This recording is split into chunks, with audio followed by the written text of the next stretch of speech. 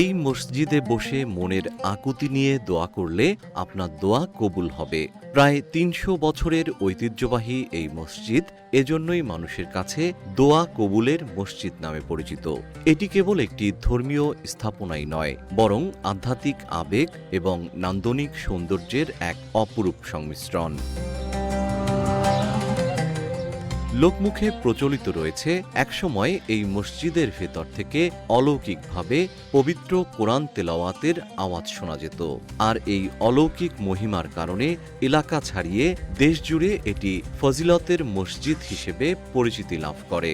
মানুষের বিশ্বাস, এখানে নামাজ পড়ে দোয়া করলে তা কবুল হয়। প্রায় ৩০০ বছর হয়ে যাবে মনে হয়। আর দ্বিতীয়ত গতলি মসজিদ হল মান্যত, আল্লাহর হুকুম, যে কোনো মুসলে এনে মান্যত করে ইনশাল্লাহ মান্যত পূরণ হয়ে যায়। আমার বাপ দাদার আমল থেকে জানতেছি এই মসজিদে নাকি আমানত কিছু করে দোয়া করলে কবুল হয়। এখানে অগণিত মানুষ এই মানতে নিয়ে বিভিন্ন দেশ থেকে, বিভিন্ন বিদেশ থেকে মানুষ নামাজ পড়তে আসে।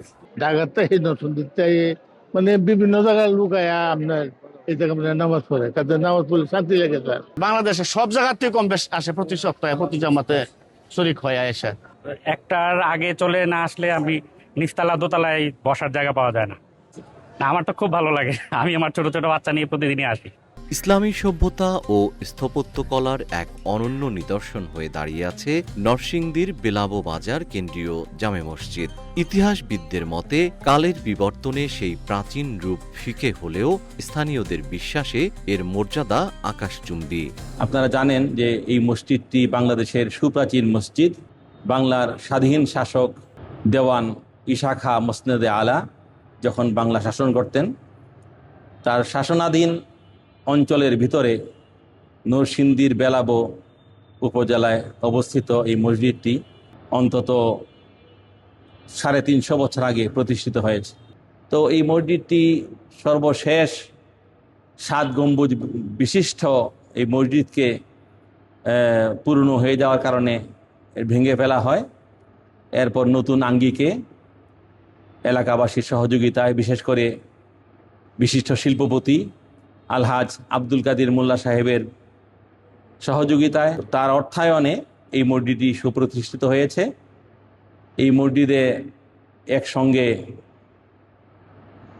১৫,০০০ লোক নামাজ আদায় করেন রমজান মাসে, এবং জুমাতুল বিদাতে মুসল্লির সংখ্যা আরও বাড়ে। বিভিন্ন এলাকার লোকজন এখানে আসেন এবং যে দোয়া করেন আল্লাহ দোয়া কবুল করেন।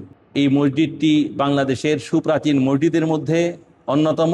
পাশাপাশি বাংলাদেশের নান্দনিক অবকাঠামোতে গড়া যে সমস্ত মসজিদ আছে এর মধ্যে এটা অবশ্যই একটা উল্লেখযোগ্য মসজিদ। এই মসজিদের যে বর্তমানে অবকাঠামো, মুসল্লির সংখ্যায় ছোট, আমাদের কোনো সময় মনে হয় যে অর্ধেক মুসল্লি বাহিরে দাঁড়াইতে হয়। তো আমরা একটা পরিকল্পনা করে আসছি এবং সকলের কাছে সহযোগিতা প্রার্থনা করি যেন এই মসজিদকে আমরা আরও বড় আকারে এটাকে সম্প্রসারণ করতে পারি। বেলাবোতে খাজনা আদায় করতে এসে জনসাধারণের তৃষ্ণা মেটাতে কুয়া এবং নামাজ আদায়ের জন্য ৭টি গম্বুজ বিশিষ্ট এই ঐতিহাসিক মসজিদটি নির্মাণ করেন বাংলার ১২ ভূঁইয়ার প্রধান ঈসা খাঁর বংশধর দেওয়ান আয়েশা খানম। ভিতরের আধ্যাত্মিক জ্যোতিকে অক্ষুণ্ণ রেখে ২০০৬ সালে মসজিদটিকে নান্দনিক রূপে সাজানোর উদ্যোগ নেন থার্মেক্স গ্রুপের প্রতিষ্ঠাতা চেয়ারম্যান ও দানবীর আব্দুল কাদির মোল্লা।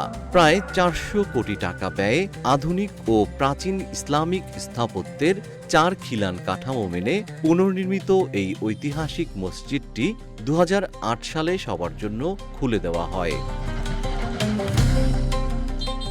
বিশাল গম্বুজ, উঁচু মিনার এবং চোখ ধাঁধানো কারুকার্যে ঘেরা এই কাঠামোটি দেশের অন্যতম বৃহত্তম ও দৃষ্টিনন্দন মসজিদ। এর সামনে রয়েছে শান্ত পুকুর আর দক্ষিণে এতিমখানা ও মাদ্রাসা। দেশ ছাড়িয়ে বিদেশের ধর্মপ্রাণ মুসল্লি ও পর্যটকদের কাছেও এটি এখন আকর্ষণের কেন্দ্রবিন্দু হয়ে উঠেছে।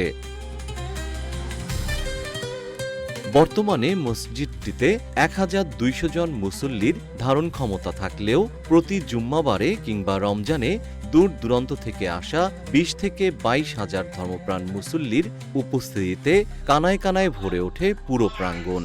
কিন্তু স্থানের সংকুলান না হওয়ায় এখন চতুর্থ ও পঞ্চম তলা নির্মাণ জরুরি হয়ে পড়েছে।